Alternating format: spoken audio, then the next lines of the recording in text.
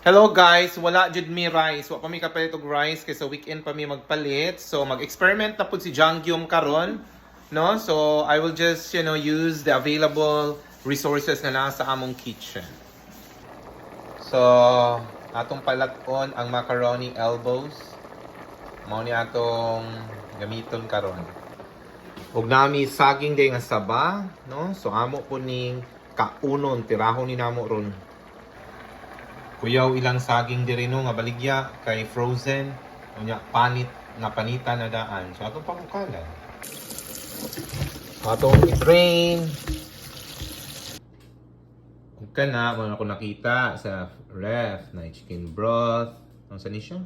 Sweet potatoes, golden corn, hala. Ato ning isagol tanan. Ug na ko'y nakitaan nga sausage. So ato po ning isagol. Oh, nagbukal-bukal na ang atong saging, no? Sa other, burner. Okay, gisahon na po ang ahos. Kay ahos na lang po yung nabilin sa panapot.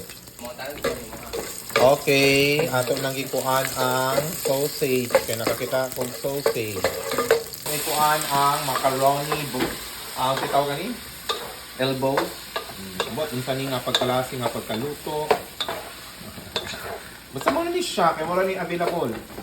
Hindi na mag-inarte. Depende na nini sa taste ni Jangyum. Okay. Then, we will add the chicken broth. O, diba? Ano lang kasimple magluto. Kung say available, isagol-sagol. Next, ang corn. Wow!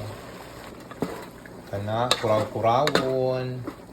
Sama sa pagkuraw sa iyang feelings. Charot.